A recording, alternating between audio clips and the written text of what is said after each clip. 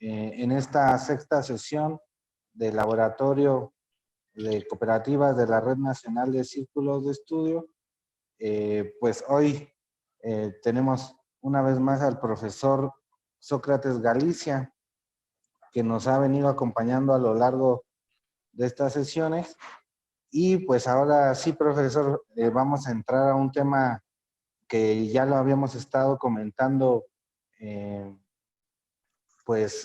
alguna manera, repetidas ocasiones de forma breve.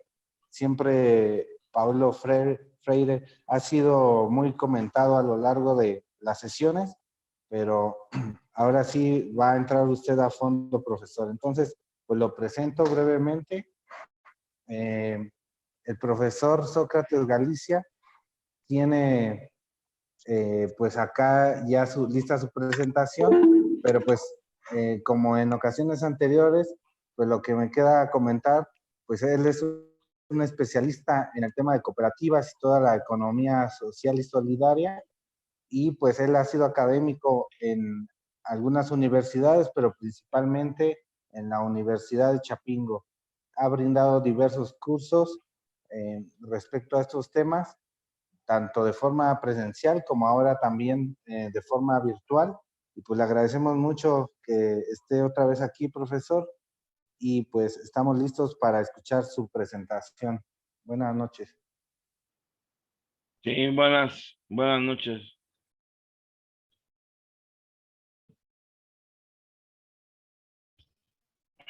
Bueno, pues ya escucharon al compañero Marco Polo, ¿sí? En torno a este tema, ¿no? De las cooperativas, ¿sí? Y que fue el origen de este primer ciclo, ¿no? Que pues de una manera que parece no tener tanta relación, pero con el tema de las cooperativas y la economía social y solidaria, pero sí es fundamental, dado que pues uno de los principios de las cooperativas es precisamente la educación. Entonces, pues ese fue parte de la discusión que teníamos y pues la necesidad de tener un panorama sobre los diferentes enfoques pedagógicos, ¿sí? Y esto es más amplio, esto es muy amplio, pero bueno, por lo menos dejar ahí establecida ahora sí que la inquietud y la necesidad. Bueno, nosotros señalamos que el desarrollo de la pedagogía pues es muy largo y que, ¿verdad?, acompaña pues a todo el desarrollo histórico de la humanidad, pero que en el capitalismo en particular, pues la educación cumple 4 grandes funciones, ¿sí? Que una es ideológica y cultural, otra que tiene que ver con el desarrollo de las fuerzas productivas en términos de la formación de capacidades de trabajo, un tercero es la formación de trabajo y cuadros profesionales, y un cuarto es la reproducción del sistema desde el punto de vista de la dominación y control político, así como desde el punto de vista de mejorar la rentabilidad del capital.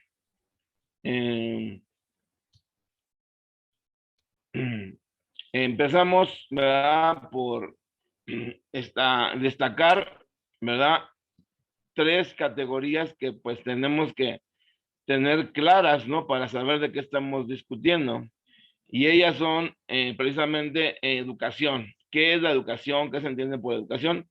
Pues hay muchos enfoques, aunque parezca que no, y por lo menos podríamos decir en principio que hay tantos conceptos de educación como corrientes pedagógicas, o sea, que cada corriente pedagógica tiene su visión de la educación. A veces convergen y a veces pues son totalmente distintos, ¿sí?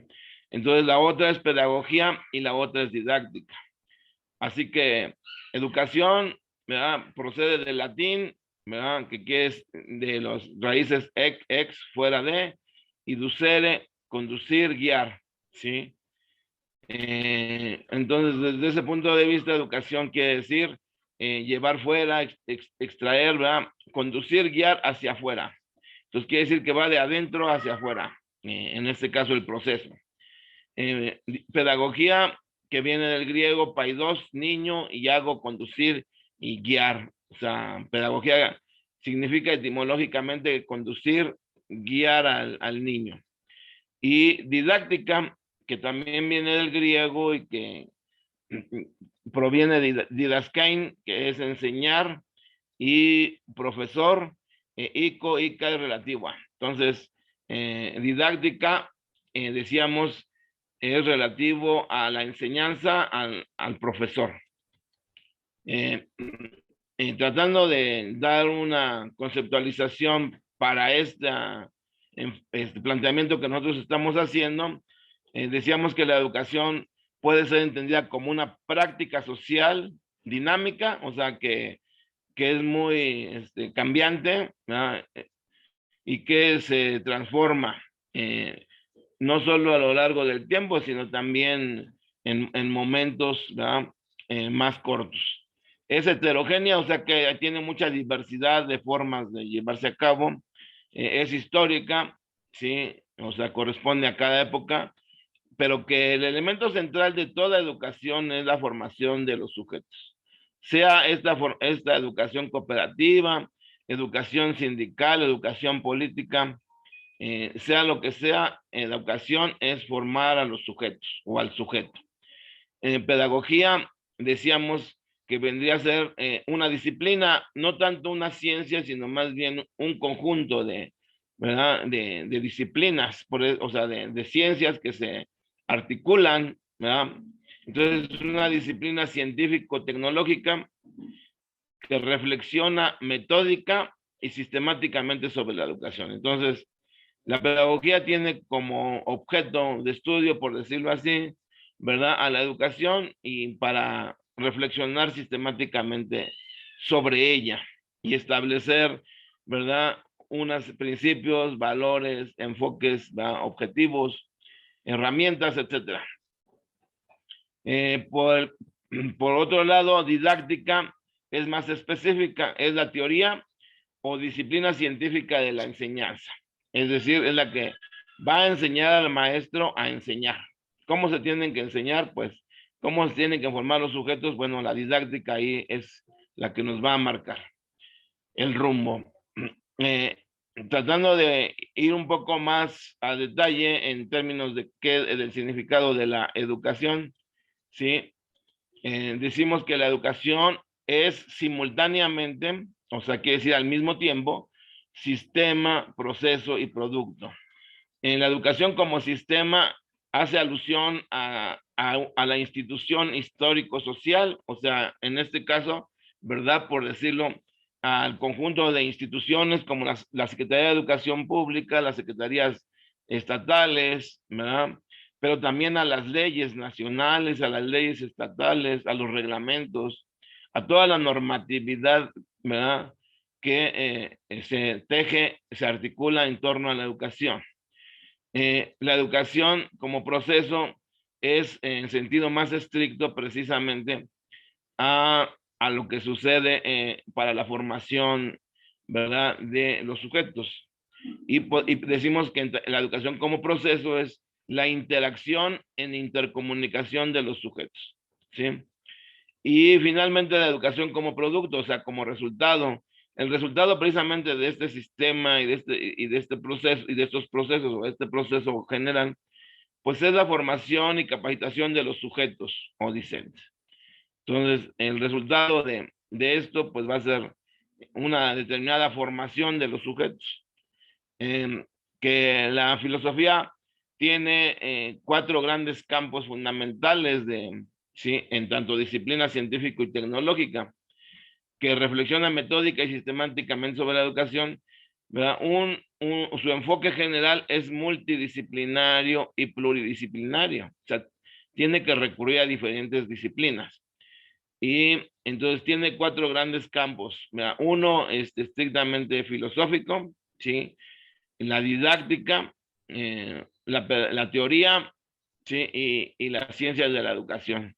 Y cada una de estas comprende a su vez una serie de elementos, ¿sí? Enseñamos que la pedagogía tiene más vínculo de manera directa con la filosofía, con el humanismo y con las utopías. Precisamente en tanto tener en el foco, ¿verdad?, de su atención la formación de los sujetos, ¿sí? En su desarrollo, ¿verdad?, de las corrientes pedagógicas, ¿verdad?, hemos señalado, ¿sí?, 5 grandes momentos, ¿verdad?, por decirlo de esta manera, ¿verdad?, en términos del desarrollo de la pedagogía y de sus enfoques, ¿sí? Uno, el primero, decíamos, tiene que ver con la época de los griegos, en lo que ellos llamaron la paideia, que la paideia vendría a corresponder a lo que nosotros decimos educación, y que la paideia tiene un enfoque, ¿verdad?, más integral que el que se tuvo posteriormente, en términos de que pues aquí la paideia alude a la formación de los ciudadanos en la vida de la polis, ¿verdad? En la escuela no existían las escuelas como tales, no existía todo ese sistema que hoy tenemos, todas esas instituciones. O sea, en sentido estricto, no existía la institución escolar como hoy la conocemos. Entonces, la escuela era la ciudad y la educación se confundía con la vida. Y bueno, el inicio de Grecia, ¿verdad?, en este aspecto, pues lo vamos a tener con los sofistas, con Sócrates, con Platón, con Aristóteles, o sea, particularmente con los filósofos del periodo clásico que se les llama, que son Sócrates, Platón y Aristóteles, ¿sí? Y bueno, dijimos muchas más cosas, ¿no? Pero no vamos a repetir otra vuelta todo esto, ¿sí? Entonces, se trataba pues de tener o sea, se tenía entonces como enfoque general un humanismo cívico, o sea, que aludía a la formación de los ciudadanos, ¿verdad? De tipo integral, ¿sí? Bueno, ahí dijimos otras más cosas, diferencias entre Aristóteles, Platón, Sócrates, ¿no? Bueno. En el segundo momento, estamos con los romanos, ¿sí? Estamos con los romanos, con lo que podría ser la humanitas, ¿sí? Como ellos la llamaron, ¿sí? Entonces, podemos decir paideia de los griegos contra humanitas de los romanos, ¿sí? Aquí, pues va a haber algunas variaciones, ¿sí? Aquí ya se va a iniciar con el surgimiento de la escuela, o sea, de la institución escolar, ¿sí? Y una mayor institucionalización de la educación. Aunque sigue compartiendo esta humanitas, ¿verdad?, con los griegos, pues el enfoque más integral aquí también era la necesidad de la formación de los ciudadanos en la vida de la polis, ¿sí? Y entonces, pues era un enfoque de carácter más integral, ¿sí? Decíamos que pues había todo un currículum, ¿no? O todo un programa de formación, pues que comprendía, entre otras cosas, la retórica, la enseñanza elemental, el conocimiento de las artes liberales, el derecho civil, la aplicación práctica o arte oratoria, la formación moral, la formación filosófica, y el natural, en tanto o forma de ser de la naturaleza del hombre. Entonces, pero que en esta época ya aparecieron en las escuelas un poco ya, ahora sí como las precursoras de lo que hoy conocemos como la escuela, como la educación, pues yo no me gusta tanto decir formal, sino más bien la educación institucionalizada y escolarizada, ¿sí? Y va a aparecer estas escuelas ligadas a la Iglesia Católica. Entonces vamos a tener 5 tipos de escuelas, ¿no? Las escuelas monásticas, ¿sí? Que eran, ¿verdad? Pues enfocada, ¿no? Para enseñar ¿sí?, las primeras letras para los niños, ¿verdad? O sea, correspondería, por decirlo, a la fase que hoy llamamos la educación básica.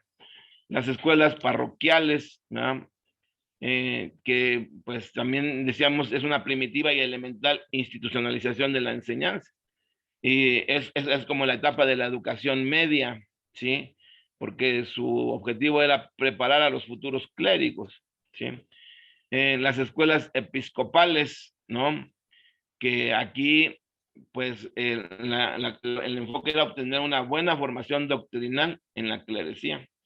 Y pues ellos hablaban de 7 saberes o artes liberales incluidos en el trivium, ¿sí? Y el quadrivium, que es la forma en que ellos se expresaban. Luego tendríamos las escuelas catedralicias, ¿sí? Que se centraban en la educación de los clérigos, ¿sí? Y la lectoescritura, y estas junto a las anteriores, o sea, junto a las episcopales, se organizaban junto a las catedrales. Se impartía el trivium y el quadrivium y se nutría de las bibliotecas de las escuelas monásticas. Y finalmente las escuelas palaciegas, destinadas a la formación de la nobleza y la educación del caballero, ¿sí? Vinculadas a palacios, por eso se les dice palaciegas, ¿no? Y castillos, donde se les instruía en letras, ciencia, el arte militar, ¿sí? Eh, los autores más representativos fueron Lulio, Alfonso X y Juan Manuel, pero no solo ellos, ¿sí? Y finalmente, pues, decíamos que en el seno de la iglesia, pues, y relacionado con esto de la educación y la formación, pues se estableció una polémica entre dos enfoques, ¿no?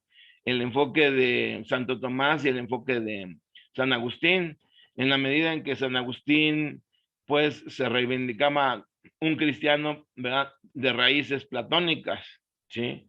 Y él establecía la teoría de la iluminación en términos del conocimiento, ¿sí? Y mientras que Santo Tomás, pues, era más seguidor, ¿verdad? Y convencido de las ideas de Aristóteles. Y entonces, él tenía un poco una de las grandes polémicas fue en torno a esta idea de libre albedrío, de si existía o no existía el libre albedrío en el hombre, ¿sí? Sí, el propio Santo Tomás escribió todo un libro que podríamos decir de didáctica, ¿no? Que era de magistro, o sea, en relación al maestro, que establecía pues en un primer momento ya de manera sistematizada un tanto las ideas en torno a cómo debía de ser la enseñanza, de cómo debía de actuar el maestro.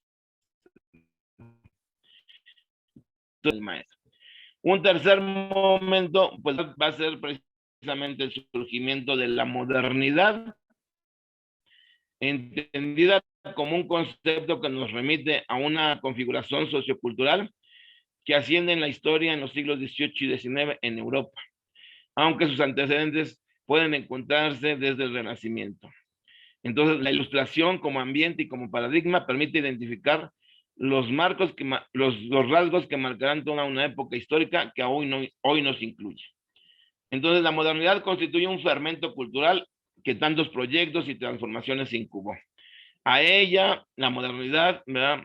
Le debemos, ¿verdad?, en tanto matriz sociocultural, ¿verdad?, el surgimiento de grandes utopías como el ideal cooperativo, el socialismo, la pedagogía moderna, los derechos del hombre y el ciudadano, el comunismo, la igualdad del hombre y la mujer, ¿verdad?, resumidos en la Revolución Francesa como libertad, igualdad y fraternidad. ¿Qué es la esencia filosófica, ¿verdad?, diríamos, de la modernidad? Es la idea, ¿verdad?, de la autonomía de la razón, ¿verdad? Esa es la idea central de la ontología moderna, ¿sí? La razón es autónoma, precisamente en contraposición a la idea de la divina providencia, de que la divina providencia guía, ¿verdad?, gobierna el mundo y todo lo que ahí existe. Aquí se parte entonces de que la razón es autónoma, o sea, que se gobierna a sí misma. Autonomía, autos es de por sí mismo, y nomos quiere decir ley, gobierno. Entonces, que establece sus propias leyes, su propio gobierno. Y esto es establecido por René Descartes en la figura del cogito ergo sum. Pienso, luego existo. Entonces, la autonomía de la razón funda la autonomía del sujeto, ¿sí? Esa es una de las de las derivaciones de este gran principio de la autonomía de la razón, pero también en tanto que la razón es autónoma, la razón funda todas las autonomías. Entonces, la autonomía de la razón funda todas las autonomías, tanto individuales como colectivas de todo tipo. La autonomía del derecho, la autonomía de la filosofía, la autonomía de las ciencias, la autonomía de la política, etcétera, etcétera. ¿Sí? Entonces, eh, pues destacamos en este momento del Renacimiento y el humanismo, ¿verdad? Tres grandes pedagogos y didactas, ¿no? Que fueron Juan Amos Comenius, ¿verdad? Como uno de los padres de la pedagogía y de la didáctica moderna, ¿sí? Que estableció precisamente un libro que se llama así Didáctica Magna, ¿verdad? Otro, Juan Enrique Pestalozzi, ¿verdad? Y Herbert, ¿no? Johannes Herbert, ¿no? Decíamos que aquí es donde, en este momento es donde las escuelas van a adquirir un mayor grado, ¿no? De institucionalización, que ya se venía dando desde la Edad Media, ¿sí? Pero que en particular la idea de fundar escuelas fue la bandera de Erasmo de Rotterdam, de Tomás Moro, de Luis Vives, entre otros, ¿sí? Y pues todo esto corre paralelo, ¿verdad? A la Reforma Protestante, que fue otra variante. Bueno, el nacimiento aquí, entonces estamos asistiendo al nacimiento de la ciencia, presidida en gran medida por las ideas de Platón, ¿verdad? Con su enfoque matemático y sobre todo geométrico. Así que podemos decir que en gran medida la ciencia moderna es un modelo, es un concepto geométrico. Habría que reflexionar, ahorita pues no es tanto el tema, pero sí pues hay que mencionarlo, ¿no? Eh, en la época del feudalismo, al final, ¿verdad? Se empezaron a formar, aquí solo lo señalamos, las universidades. Las universidades, al igual que las escuelas palaciegas, que estaban vinculadas al palacio y que tenían objeto de educar a la nobleza, ¿verdad? Acá también las universidades nacieron no en la forma que hoy las conocemos, sino las universidades en aquel momento estaban vinculadas a la nobleza, a los príncipes, ¿verdad? A los diferentes caballeros, ¿verdad? ¿Verdad?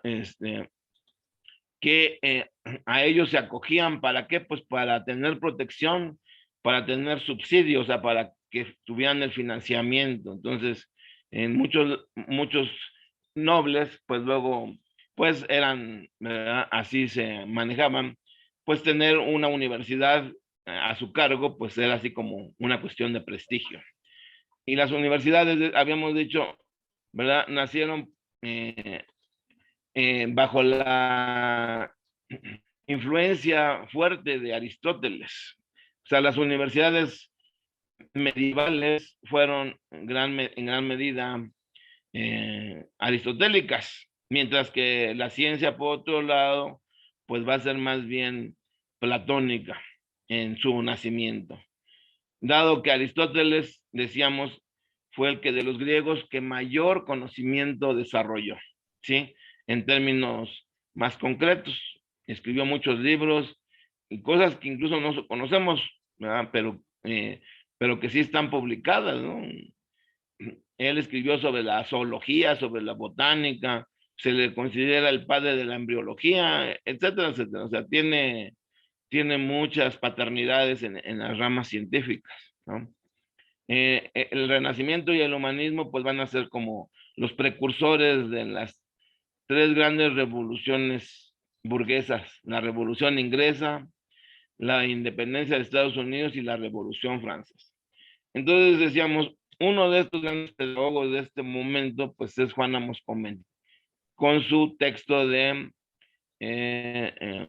la didáctica magna, así le llamó. Enuncia por primera vez Comenius la necesidad de que la enseñanza en escuelas fuera universal. Ojo, lo establece, ¿verdad? Ahí lo deja por escrito, ¿verdad? Esa necesidad de que la enseñanza en escuelas fuera universal. Y establece, digo que a mí me gusta mucho ese, ¿no? La idea de, el ideal pansófico, que es enseñar todo a todos. Enseñar todo a todos era uno de los grandes ideales de Juan Amos Comenius. Decía él que los objetivos de la educación escolar era sarpentiere cogitare, o sea, con sabiduría pensar, se remitía a la lógica. Honesti operari, o sea, con honestidad actuar, que se remitía a la moral. Y loci arguti, hablar con propiedad, ¿verdad? Que se refiere a la lengua y al estudio y al aprendizaje de la lengua. Bueno, dice muchas más cosas, Juan Amos Comenius. Otro, decíamos, es Pestalozzi, ¿sí? Que él, ¿verdad? Destaca a los gobernantes la necesidad de crear escuelas al servicio de los niños pobres. Ojo, aquí hay ya un enfoque más específico, ¿no? Y decía él, dentro de sus principios, que la educación se debe de dar o se conforma, ¿verdad? En concordancia con una ley, ¿verdad? La armonía con la naturaleza. Y de este principio se deriva la necesidad de libertad en la educación del niño. Sí, y bueno, aquí también establece un método, ¿no? De educación que, pues algunos le llaman intuición global. Entonces, en Johann Heinrich Pestalozzi y en Juan Amos Comenius, pues vamos a encontrar, decíamos a Marco Polo, dos primeras formas, si quieren, ¿verdad? Todavía iniciales, si quieren, en gestación, de lo que va a ser la educación popular, o de la idea de una educación popular, ¿sí? Eh, bueno, va a decir muchas más cosas de Pestalozzi. Y luego Johann Friedrich Herbart, ¿no? Que dice que la educación nos lleva a la moral. Johann Friedrich Herbart se declara neocantiano. Dice, la educación nos lleva a la moral nos lleva a la virtud y la virtud nos lleva a la paz del alma, ¿sí? Y en pedagogía general desarrolla pues una serie de ideas, la teoría de los intereses voluntarios e involuntarios y la famosa teoría de los grados formales, es decir, los cuatro pasos que sigue el espíritu para captar los conocimientos: claridad, asociación, sistematización y método o aplicación práctica, ¿sí? Y bueno, esas son algunas de las grandes ideas de Herbart, ¿no? Sí, y como vemos en todos ellos y en los momentos anteriores, el elemento central, ¿verdad? Adecuado a cada época y a su circunstancia, pues es la formación de los sujetos, ¿sí? Es la formación de los sujetos que queda pues bastante claro en caso de Herbert en sus obras como Pedagogía General deducida de la finalidad de la educación de 1806 y el proyecto de lecciones de pedagogía de 1835. Entonces, aquí ponemos otras, porque no fueron las únicas corrientes pedagógicas, ¿verdad? O sea, la de Juan Amos Comenius, la de Juan Enrique Pestalozzi o Giovanni Enrico Pestalozzi y Johann Friedrich Herbart. Hubo otras, pero como tratamos de establecer en estos cuadros, pues siempre esas corrientes pedagógicas surgen de una determinada corriente filosófica. Bueno, entonces aquí ya vamos grandes momentos de la pedagogía, ¿sí? Que es, decimos, el momento griego, el momento romano y el momento de la modernidad. Y así llegamos a un cuarto momento que es el de la globalización, el neoliberalismo y el de la posmodernidad. La posmodernidad en términos de que se planteó fue el fin de los grandes relatos y las utopías, el fin de las ideologías, el fin de la lucha de clases, el fin de la historia. Por consiguiente y como consecuencia de esto, pues la supremacía del hedonismo, ¿verdad? El pensamiento único, ¿verdad? Decimos nosotros, el paradigma único, que es la gran mentira, con sus pues grandes ideólogos en términos filosóficos, como es Lyotard, ¿no? Y otros, ¿verdad? Postuladores de esta nueva fase en la historia de la humanidad, que es, según ellos, la posmodernidad. Y con sus acompañantes, ¿no? El neoliberalismo, ¿verdad? Que pues el neoliberalismo es una ideología, pero la teoría económica en la que se sustenta es la teoría monetaria, ¿sí? La empresa como modelo económico, la libertad de mercado, el mercado como regulador de la economía y la asignación de los recursos. Es lo que los Chicago Boys le llamaron la nueva macroeconomía clásica, ¿sí? Y la globalización en tanto expansión de relaciones de intercambio comercial, capital y de servicios, en tanto la integración de un verdadero mercado mundial, ¿verdad? Que surge de la integración de mercados domésticos, financieros y de bienes. Y la emergencia de una división internacional del trabajo y de la producción. Bueno, en este contexto, ¿verdad?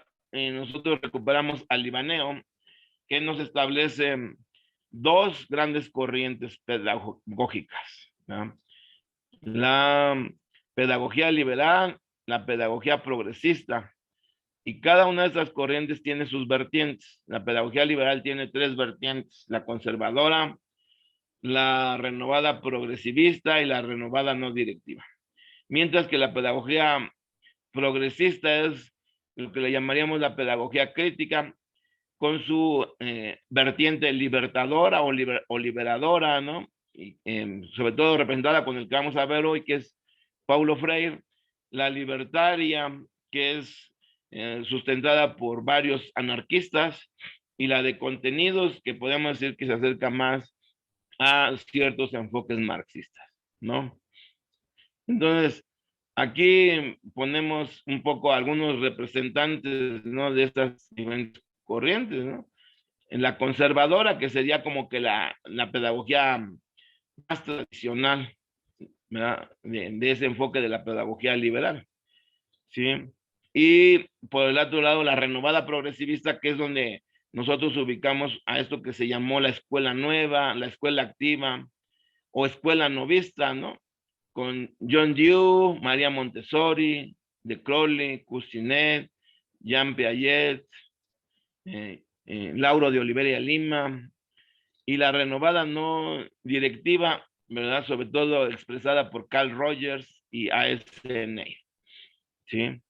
Entonces, aquí el elemento central de este gran es, pues, la escuela tradicional, que la institución del Estado, en tanto sistema de educación pública y nacional, laica, gratuita y obligatoria, y con su exceso de normas y burocracias, conduce al inmovilismo, ¿verdad? Entonces, los defensores, ¿verdad? De esta pedagogía tradicional o conservadora, pues en gran medida están en Comte y su discípulo Alain, pero no solo en ellos, ¿no? Entre los contemporáneos estarían Jean Chatou y George Snyder en su pedagogía progresista.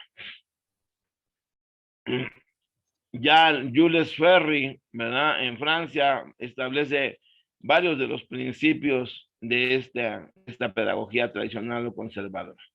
No vamos a repetir todo, solo es para establecer el marco en el que vamos a hablar de Paulo Freire, ¿no? Entonces, dentro de esa pedagogía tradicional o conservadora, pues está, pues también Emilio Durkheim, ¿sí? Con una serie de ideas, pues muy tradicionalistas, ¿no? Augusto Comte con su cientificismo, ¿verdad? Luego, en la siguiente, en la vertiente más de la escuela nueva, la escuela activa, ¿verdad? Pues es todo un movimiento, ¿sí? Que sobre todo se da en Francia, ¿no? Los 12 movimientos a favor de la educación nueva, ¿no? Que aquí se establecen, ¿no? Esos grandes enfoques. El Instituto Cooperativo de la Escuela Moderna, Freinet, la Asociación Montessori, el Centro de Entrenamiento en los Métodos de Educación Activa, el Comité de Investigación y de Acción Pedagógicas, las técnicas educativas, el Grupo Francés de Educación Nueva, la Asociación de Agrupamientos Educativos de Lengua Francesa, los Amigos de Sèvres, la Escuela Las Sources, la Oficina Central de Cooperación Escolar, el Centro Internacional de Estudios Pedagógicos y el Movimiento de Kroll, ¿sí? El punto de partida de este enfoque es la crítica a la pedagogía tradicional, sobre todo en términos del maltrato al niño, ¿sí? Y entonces establece algunos de los principios de lo que sería esta escuela activa, ¿sí?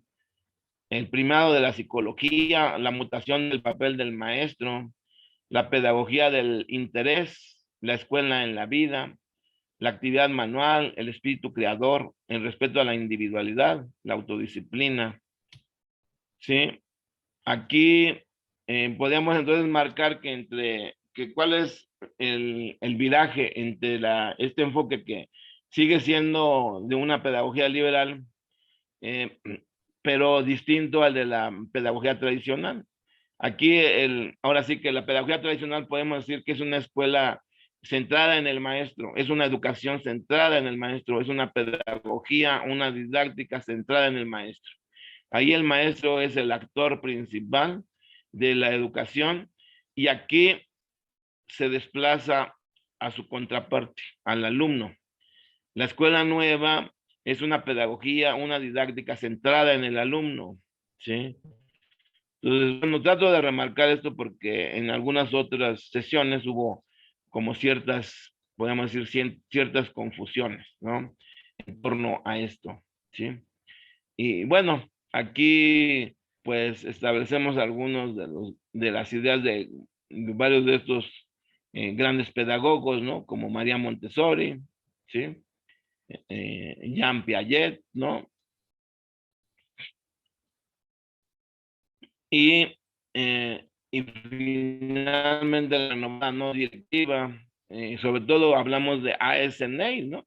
La escuela de Summerhill, la escuela experimental de Summerhill, con modalidad de internado en 1921.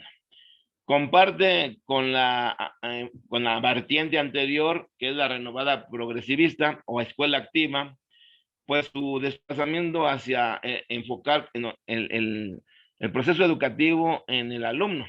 Entonces, comparte con ella, pero aquí hay alguna serie de variaciones en términos de este enfoque de ASNA, ¿no? Que bueno, si nos detenemos ahí no vamos a ver a Paulo Freire, ¿no?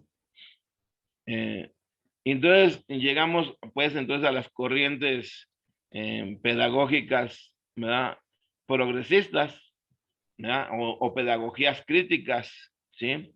Con sus tres vertientes, la libertadora, decíamos, o liberadora, la libertaria, que tiene ahí a varios de los grandes anarquistas, como Iván Illich, Roth, Vázquez, Aubry, Francisco Ferrer Guardia, y algunos otros que si bien no son anarquistas, pues sí comparten con ellos varios de sus ideas y sus principios. Y finalmente la de contenidos, donde ubicamos nosotros a Makarenko, a Charlotte, a Sudolsky, a Manacorda, a Snyders, ¿sí? Ferrer Guardia, pues ya no fue objeto de una sesión, ¿verdad? Anterior, ¿sí? No la de hace 8 días, sino otra más anterior, que tuvo mucha influencia en México, decíamos, sobre todo en los estados, ¿verdad? O con los partidos socialistas estatales, o sea, de los estados, no estatales en el sentido de que fueran formados por el Estado, sino más bien de los estados, ¿sí? En México, en los años 20, que fueron los que van a reivindicar esto, pero también los anarquistas de la Casa del Obrero Mundial van a reivindicar este enfoque de la escuela moderna o racionalista, establecida por Francisco Ferrer Guardia, un anarquista y republicano español. Que bueno, aquí hay una variación, ¿verdad? Aquí sí lo vamos a destacar. La educación, las pedagogías críticas ya tienen una orientación a formar sujetos tendientes a una transformación de la sociedad. No es entonces a diferencia de las anteriores que decíamos, la pedagogía más tradicional, pues tiene en el centro al maestro. La pedagogía activa y la renovada no directiva, ¿no?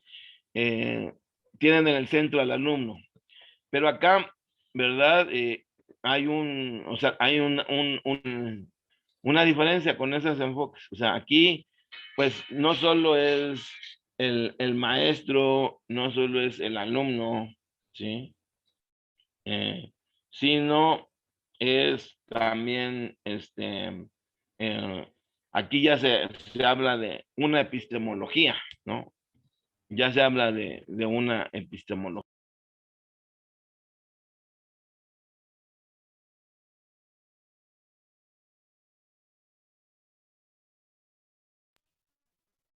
Entonces, aquí habla pues de una epistemología, o sea, de una necesidad, ¿verdad? De tener premisas en torno a cómo se construye el conocimiento, o sea, a un vínculo con la realidad, que la educación tiene que tener un vínculo con la realidad. Entonces, es un elemento de énfasis, que es un poco distinto al de los otros enfoques y sobre todo también la necesidad de la transformación de esa realidad, ¿sí?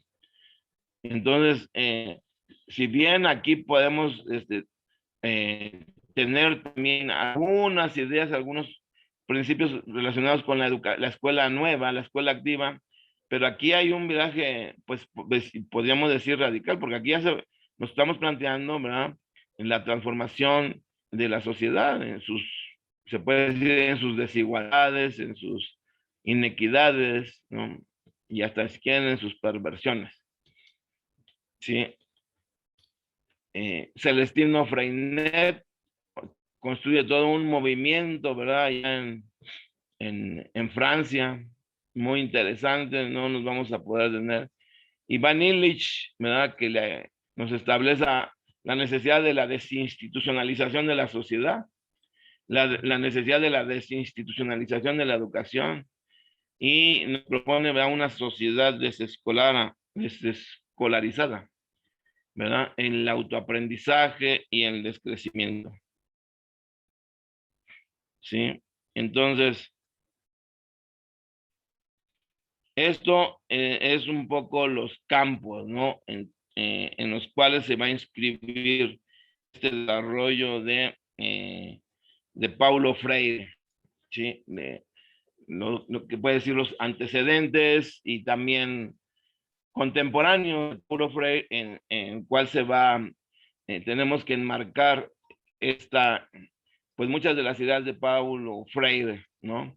En estos otros contextos, ¿no? Que nos va a establecer, bueno, ahorita vamos a pasar a ver más a detalle las ideas de Paulo Freire, ¿no? Sí. Paulo Freire, pues, se reivindica, ¿verdad? Hegeliano, con su dialéctica, ¿sí? Sustenta, ¿verdad? Como uno de sus principios, la educación dialógica, ¿verdad? Sustenta como otro de sus principios, la educación como práctica de la libertad, ¿no? Entonces, Paulo Freire dice que el lenguaje es parte del proceso de cambiar el mundo. Entonces, establece entre sus principios la necesidad de conocer el habla popular, ¿sí? Entonces, nada más dense cuenta aquí, dice, el lenguaje es parte del proceso de cambiar el mundo. Entonces, aquí ya estamos en otro enfoque pedagógico y de la educación, con todos estos autores, con Ferrer Guardia, con Paulo Freire, con todos estos, ya se está pensando no solo en el protagonismo del maestro o en el protagonismo del alumno, no solo eso, sino en el protagonismo o sea, de la sociedad en su conjunto, o sea, de la necesidad de cambiar la sociedad. La coherencia entre paciencia y humildad, ¿verdad? Enseñar a aprender, ¿verdad? Es conocer, ¿no? Alcanzar la comprensión más crítica de la situación de opresión todavía no libera a los oprimidos, sin embargo, al desnudarla, dan un paso para superarla. Dice también Pablo, a veces hay que hablarle al pueblo, pero hay que ir transformando ese al con el pueblo. Entonces, establece una serie de planteamientos, ¿verdad? Que lo van a diferenciar en gran medida, ¿verdad? Con sus énfasis y sus enfoques, ¿verdad? De otras vertientes, ¿verdad?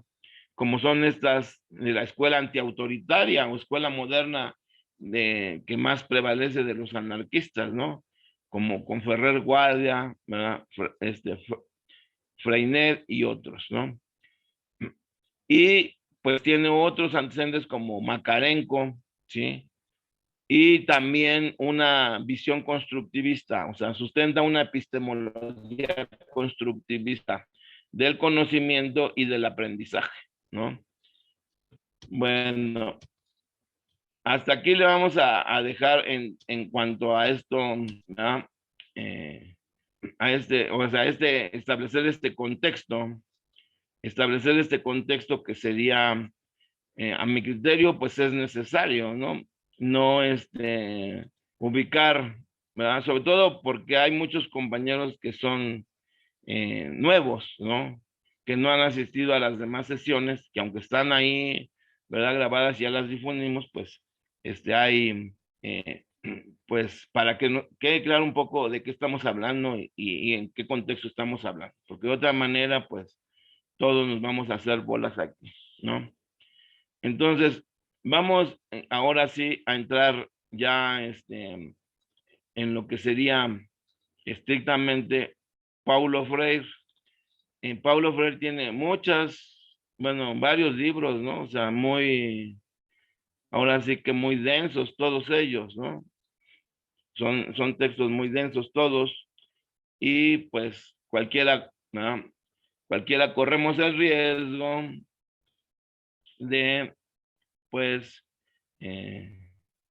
ahora sí que no entender plenamente lo que Paulo Freire nos está diciendo, porque sí hay que leerlo con mucho cuidado para no incurrir en malas interpretaciones y en sesgos de Paulo Freire, ¿no? Y de sus ideas, ¿no? Eh, Aquí como en todo, pues, como en la medicina, yo en la medicina digo que hay muchos enfoques.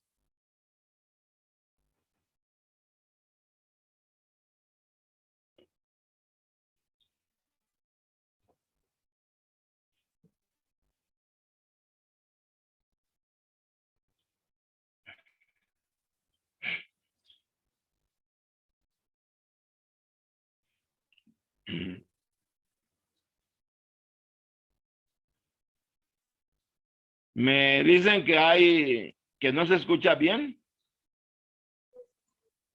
Yo se escucho bien, profesor. Tal ¿Sí se vez. escucha? ¿Sí se Sí, Sí, profesor. escucha o no se escucha? Se sí se escucha entrecorta, bien. se entrecorta el sonido, profesor. Hay momentos en que se va completamente. No, yo creo ahí es problema del internet de la persona porque yo he escuchado todo bien. Ah, bueno, pues sí, sí, aquí ese es uno de los problemas de estos aparatos, ¿no? Que pues luego hay problemas con las conexiones, ¿no? De cada uno de nosotros, incluyendo la mía, pues. Puede haber ahí esas fallas, ¿no? Pero bueno, vamos a tratar pues ahora sí que, de hablar un poco más claro y más fuerte para, que todos, escuchen bien. Bueno, le voy a poner además aquí mis bocinas para que, ¿verdad? Por cualquier cosa, ojalá y que esto permita tener una mejor audición, ¿sí? Entonces, vamos entonces a continuar, pues. Entonces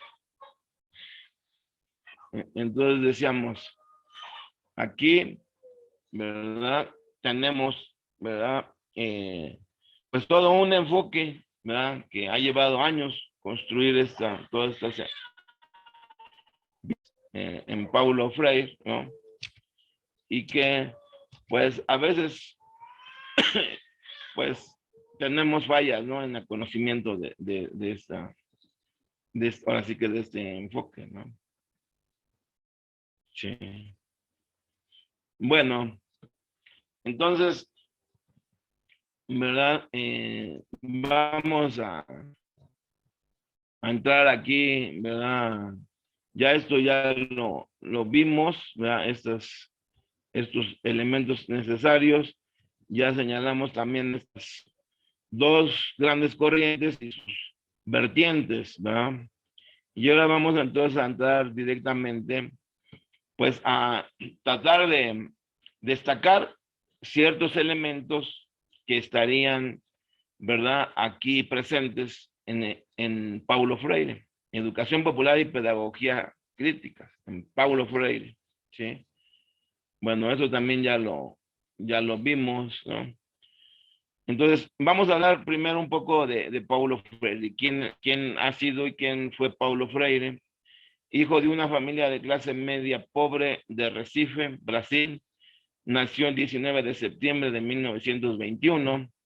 Freire conoció la pobreza y el hambre durante la Gran Depresión de 1929, una experiencia que formaría sus preocupaciones por los pobres y que le ayudaría a forjar su perspectiva educativa.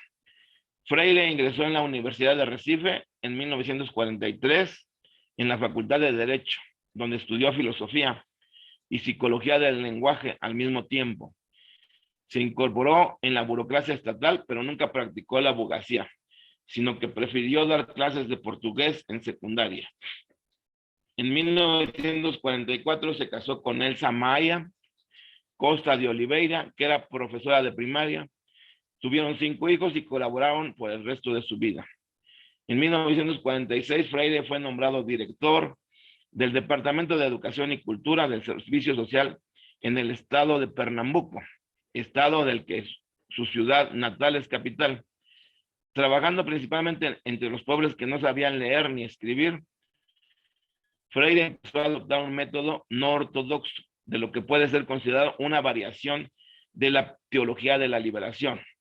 En esa época, leer y escribir eran requisitos para votar en las elecciones presidenciales brasileñas. En 1961 fue nombrado director del Departamento de Extensión Cultural, ¿sí?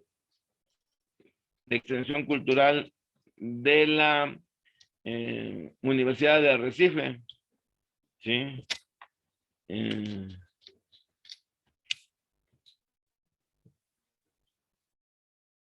Y en 1962 tuvo la primera oportunidad de aplicar de manera significativa sus teorías cuando se les enseñó a leer y escribir a 300 trabajadores de plantíos de caña de azúcar en tan solo 45 días. En respuesta de estos buenos resultados, el gobierno brasileño aprobó la creación de miles de círculos culturales en todo el país. En 1964, un golpe de estado militar puso fin al proyecto. Freire fue encarcelado como traidor durante 70 días. Tras un breve exilio en Bolivia, Freire trabajó en Chile durante 5 años para el movimiento demócrata cristiano por la reforma agraria y la Organización para la Alimentación y la Agricultura de las Naciones Unidas.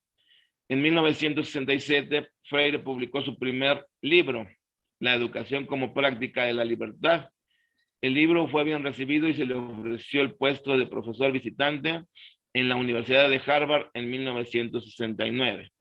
Bueno, aquí cabe destacar, ¿verdad? Entonces, que Paulo Freire, en algunas entrevistas que le hicieron, pues le preguntaba, ¿no? Ahora sí que, por decirlo así, su filiación, su filiación ideológica, y le preguntaban si era marxista, y él dijo que no, que él era hegeliano, que reivindicaba Hegel y que era cristiano.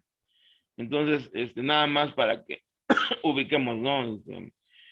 Esto es necesario, porque muchas veces hablamos de las obras, de las ideas, pero desconocemos un poco de los autores, ¿no? En el año anterior, de 1968, había escrito su famoso libro Pedagogía del Oprimido. que fue publicado en inglés y en español en 1970.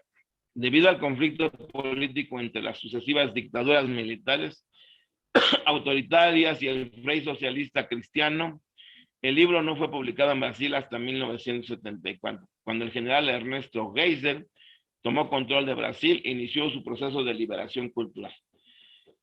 En 1997, el día 2 de mayo, a sus 75 años, falleció Paulo Freire.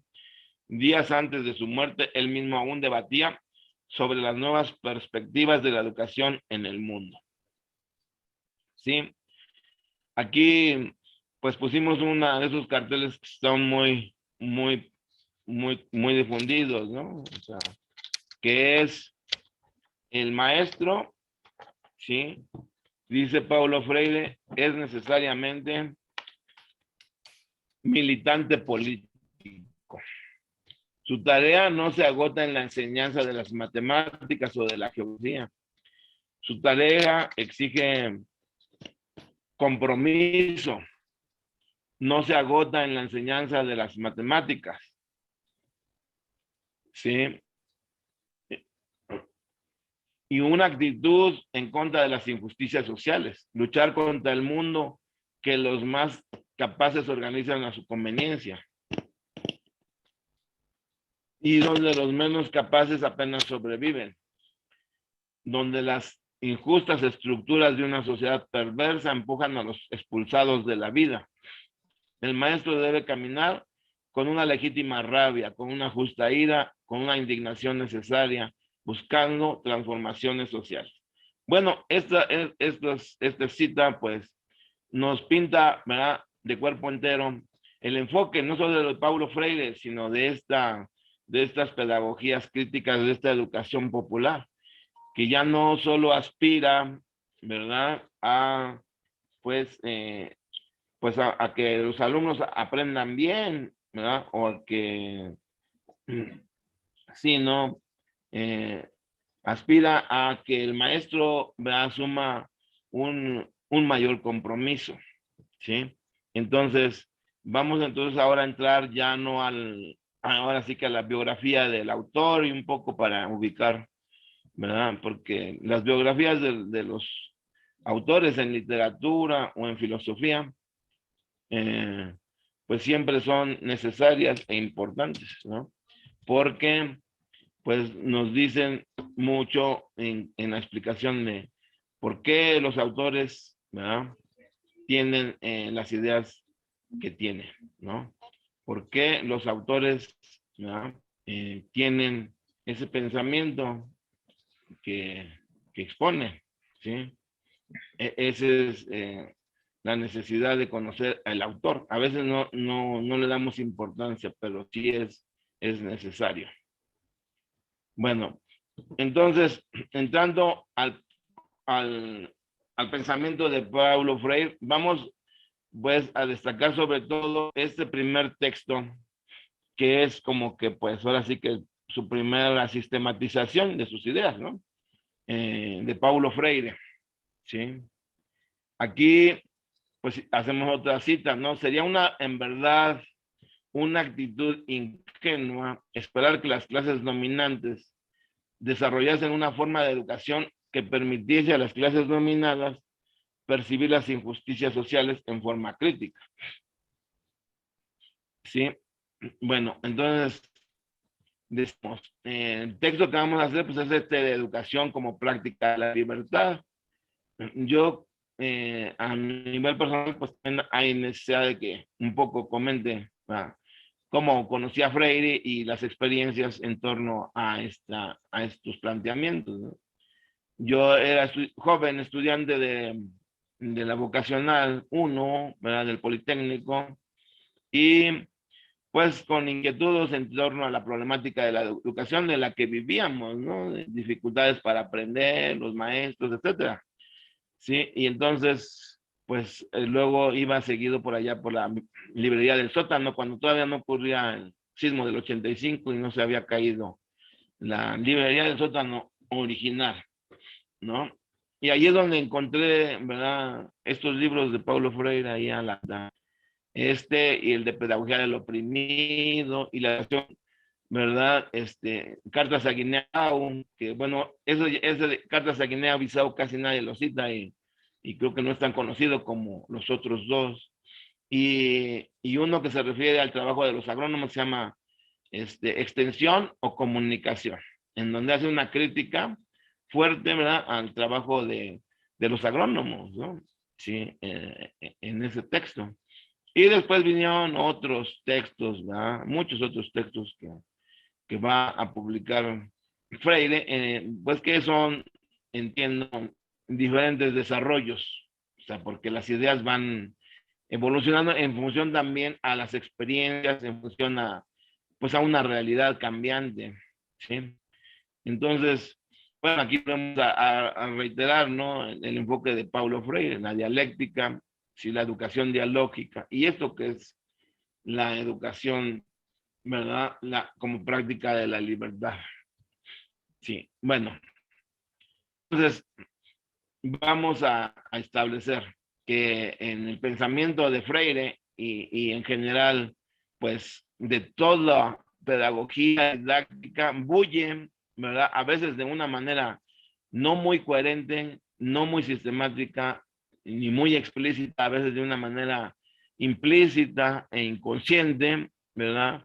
Un enfoque, o sea, epistemológico, o sea, una nociología, o sea, una teoría del conocimiento.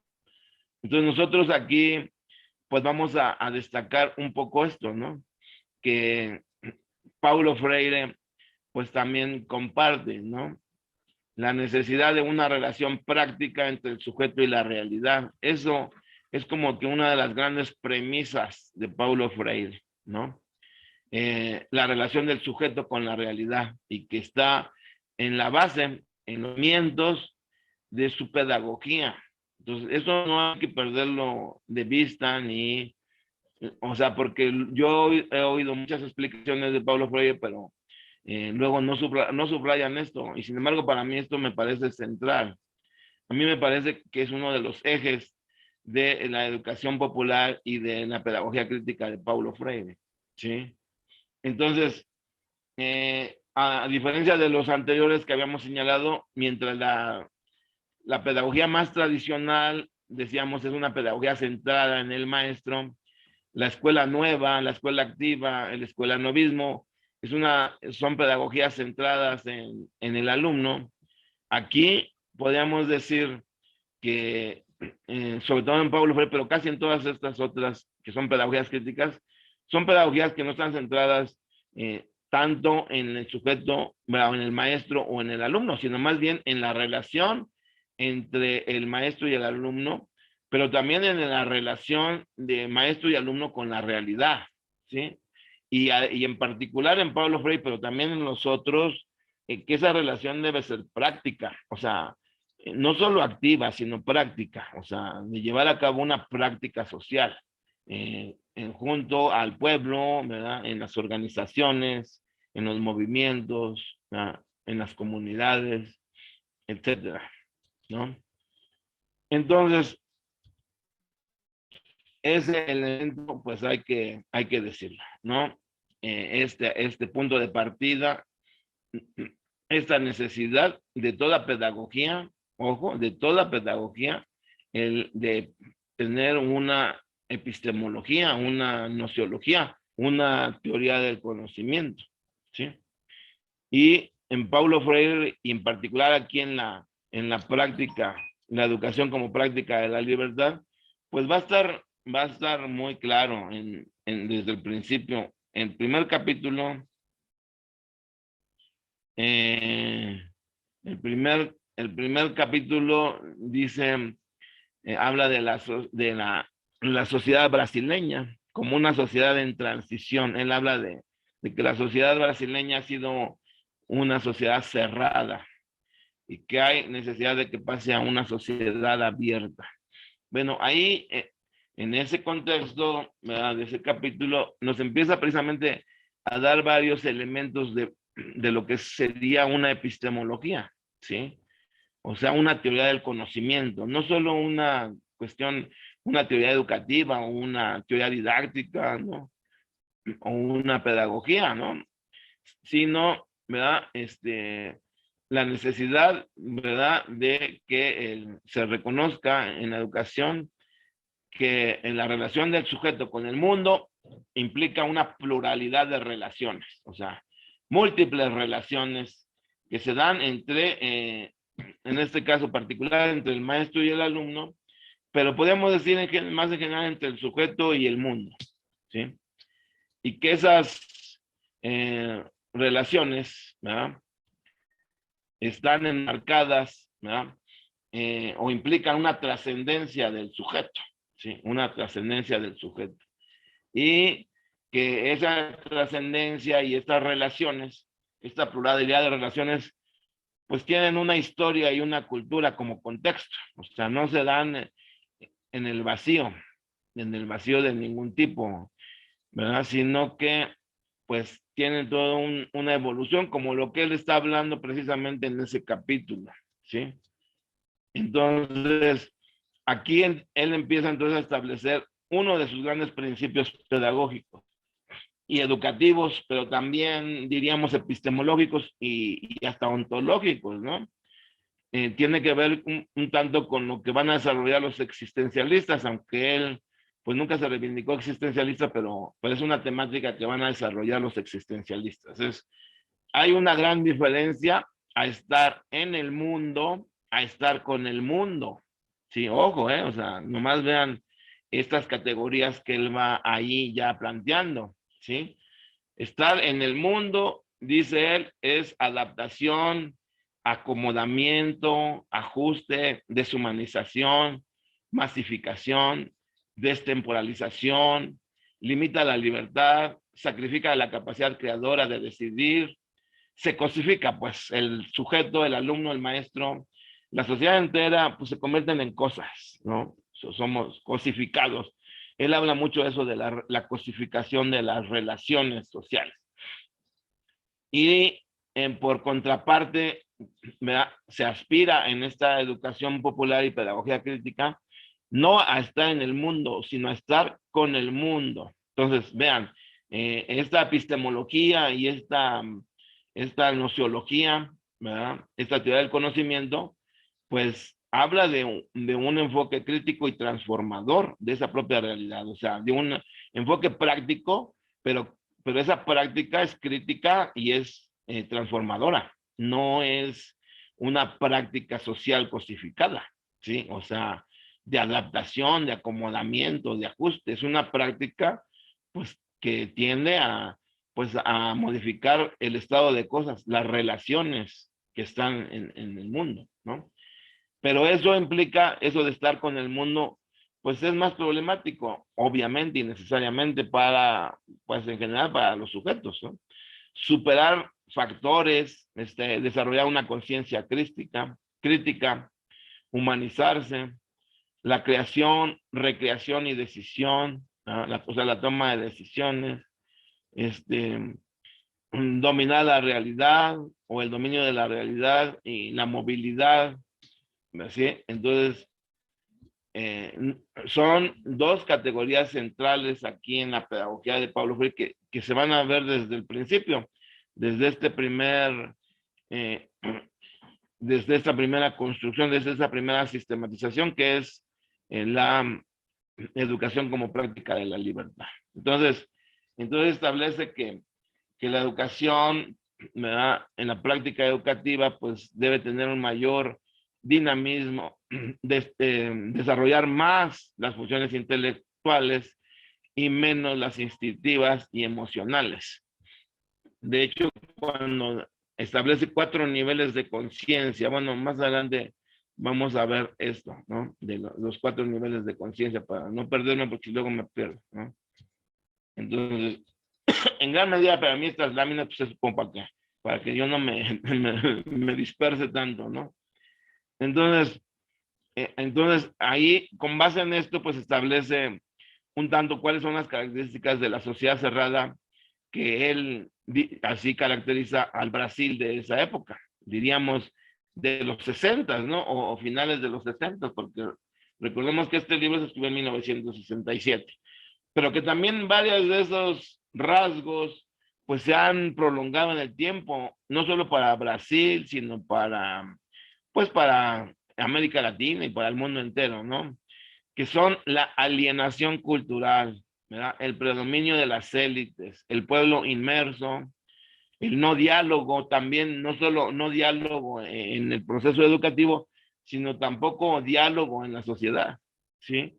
Y la ejemplificación. Entonces, contrapone, ¿verdad? La sociedad abierta con la sociedad de masas, ¿no? La sociedad de masas vendría a ser la sociedad cerrada, ¿sí? Y la sociedad abierta, pues sería la aspiración. Entonces, como ven aquí, está estableciendo, está intentando construir, por decirlo así, una utopía social, ¿no? O los rasgos más generales de una utopía social. Y en donde precisamente la educación jugaría un papel destacado, ¿no? Junto a otros instrumentos, junto a otras herramientas o junto a otras mediaciones, ¿no? Sociales. Entonces, la idea es, por eso dice la sociedad brasileña como sociedad en transición, la idea es ir de una sociedad cerrada a una sociedad abierta.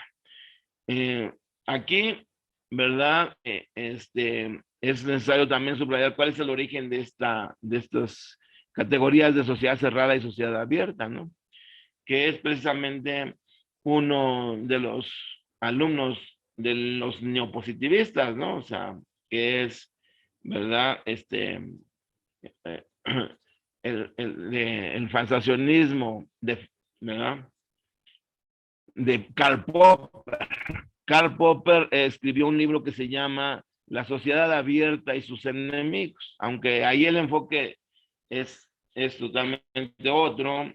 De cualquier manera, Freire recupera esas categorías y las transforma, o sea, no copia el concepto, sino que le da otro contenido, pero se inspira en ellos. Entonces, en la sociedad abierta sería una sociedad más dinámica, o sea, con mayor dinamismo. Y bueno, intenta, ¿verdad? Irse él mismo explicando cómo es que o sea, cuáles son los condicionamientos sociales, por decirlo así, que nos ubican en esta idea de una sociedad cerrada, o sea, cómo es que se construye una sociedad con esas características. Y entonces habla de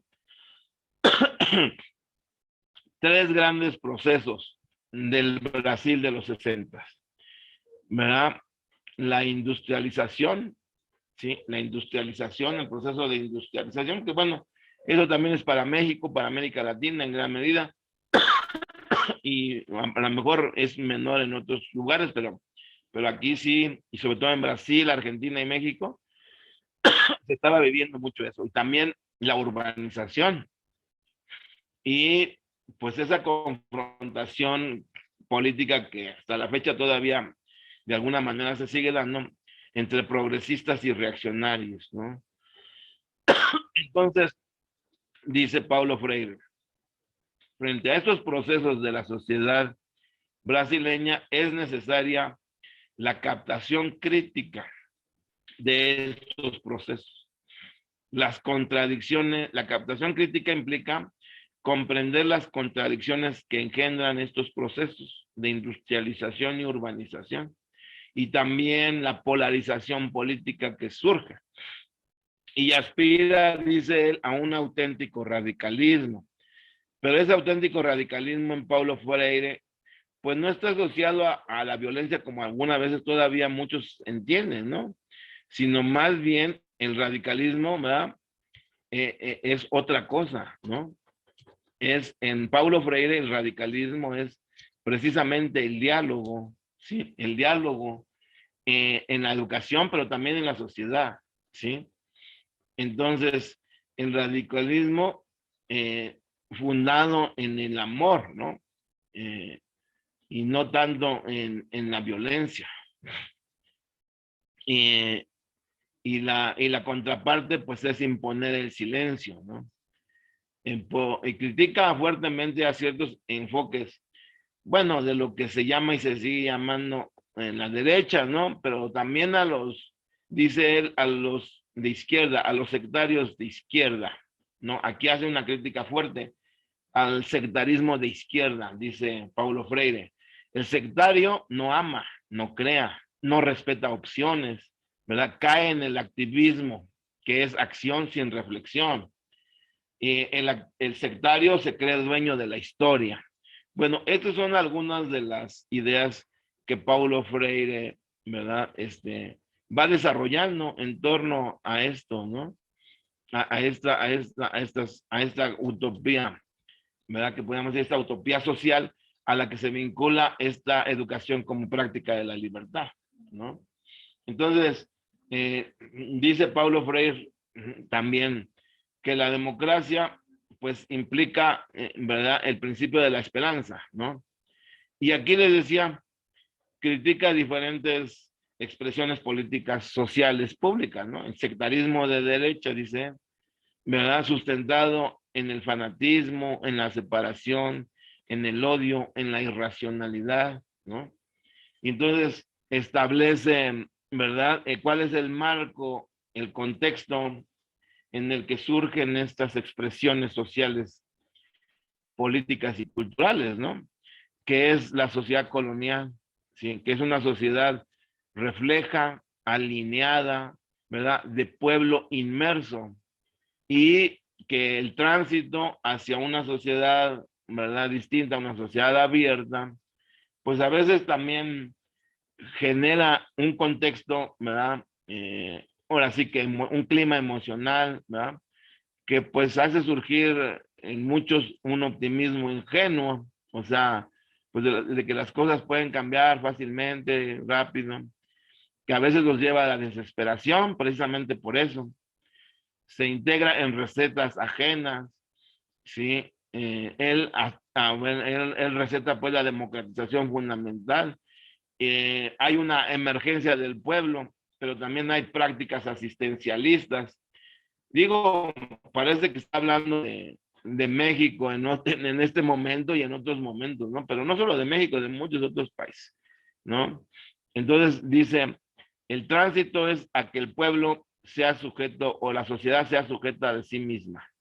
Pero eso implica el desarrollo de una conciencia crítica, un optimismo no ingenuo, sino un optimismo crítico y una subversión a final de cuentas del orden establecido, ¿sí? ¿Por qué decimos subversión? Pues subversión implica aquí, ¿verdad? La pugna entre la conservación de privilegios, de los viejos privilegios, pero la emergencia también de nuevos privilegios. Entonces, hay que, o sea, una transformación de la sociedad implica subvertir, o sea, ¿verdad?, transformar esos privilegios, ¿no? Sí. Entonces, sin un clima histórico, dice Paulo Freire, ¿en qué se cae en la sociedad, en el pueblo? Pues sin un clima histórico, ¿verdad?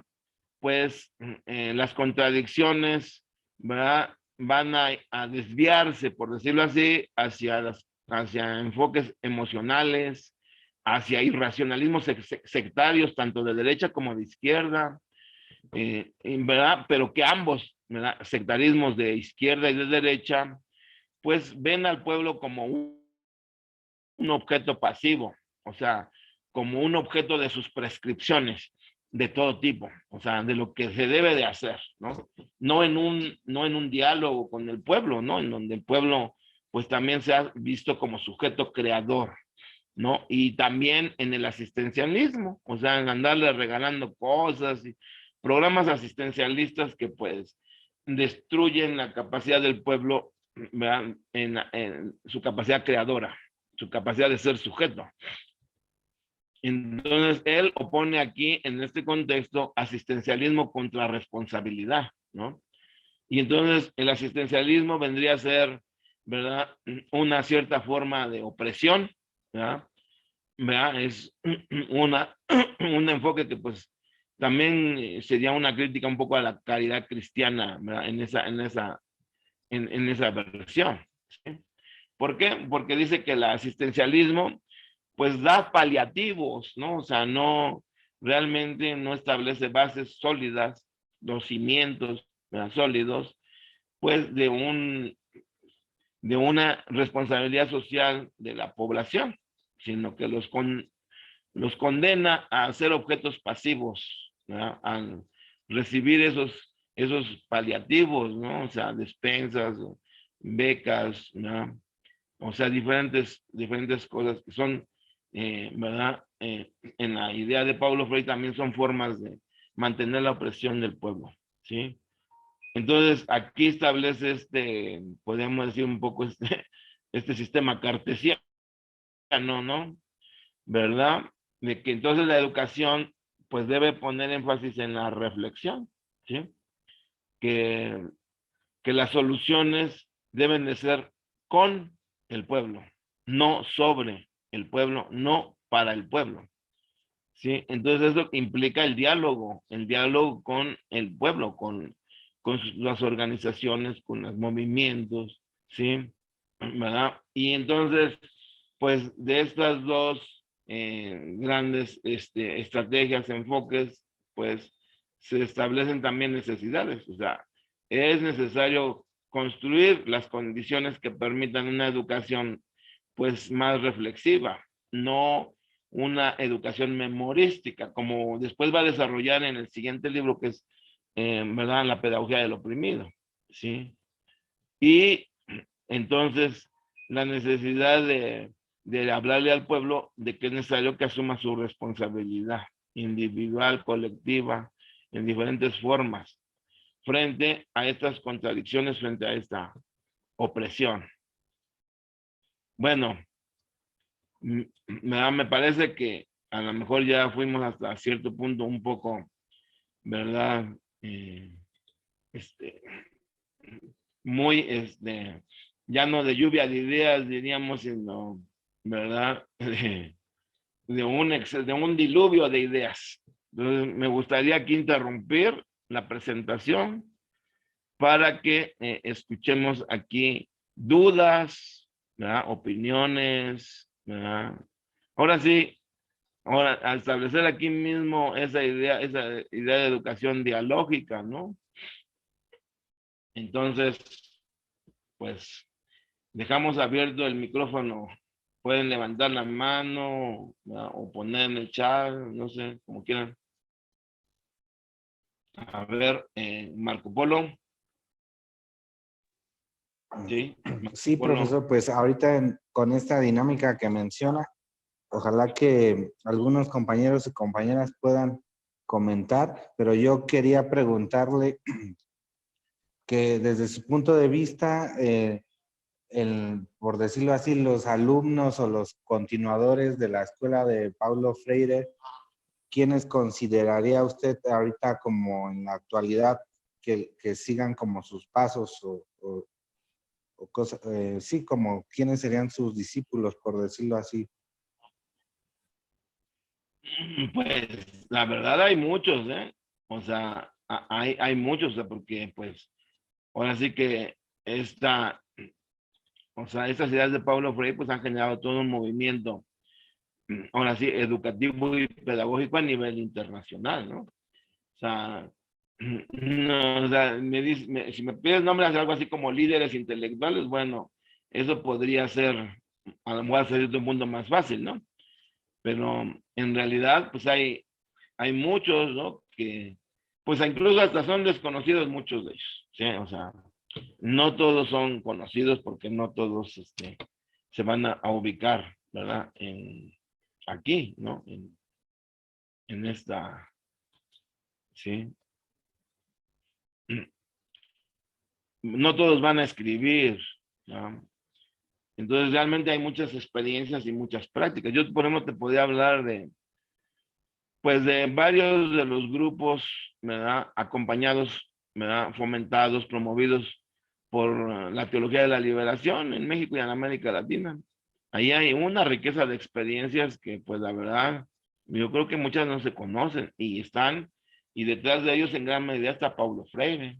O sea, esta cuestión de diálogo, ¿no? De no ver al pueblo como objeto, sino como sujeto, ¿sí?